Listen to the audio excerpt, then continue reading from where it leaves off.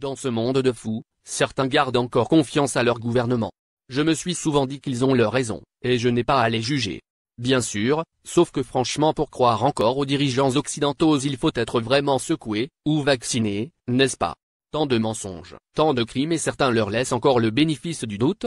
Ces gens qui pour de l'argent, tracent leur sanglante route, ne sont que des démons sous forme humaine, et à ce sujet je n'ai plus de doute. Que trop de gens se laissent encore séduire par ces monstres, voilà ce que je redoute. Qui sont-ils? J'ai tendance à croire qu'ils sont des extraterrestres, mais la foi qui me guide, et avec laquelle j'ai été éduqué, m'a appris que ce sont des démons au service du diable. Leur haine, et leur dégoût envers les humains, pour moi n'est plus à démontrer. De nos jours ils ont pris une telle puissance, qu'ils ne se cachent plus.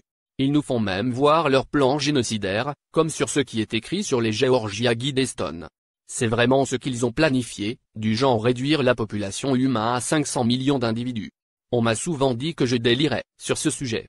Aujourd'hui les choses ont changé. Il faut vraiment être aveugle ou consentant, pour ne pas voir que ces illuminés veulent remplacer ce qui est naturel par ce qui est artificiel, et tout ça a de quoi faire flipper. Oui, pour moi ces gens ne sont pas comme nous. Et leur lien de parenté, crois-moi, c'est une histoire de fou. Et celui qui croit que ces gens leur veulent du bien, est pour moi un fou. Ils sont très forts pour manier la technique du bâton et de la carotte, ils promettent aux désobéissants l'enfer. Si les gens veulent continuer à croire en ces démons, c'est leur affaire. Leur stratégie diabolique avec l'inversion de toutes nos valeurs, est de soudoyer le maximum d'âmes, avant l'heure de la repentance. Et, celle-ci se rapproche chaque jour un peu plus, ne le voyez-vous pas? En ce qui me concerne, je ferai ce que j'ai à faire.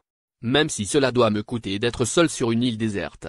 Depuis des lustres, j'ai essayé d'alerter les gens, moi le sinistre rebelle, et je l'ai fait en pure perte. Maintenant dans mon esprit c'est chacun pour soi et le Créateur pour tous.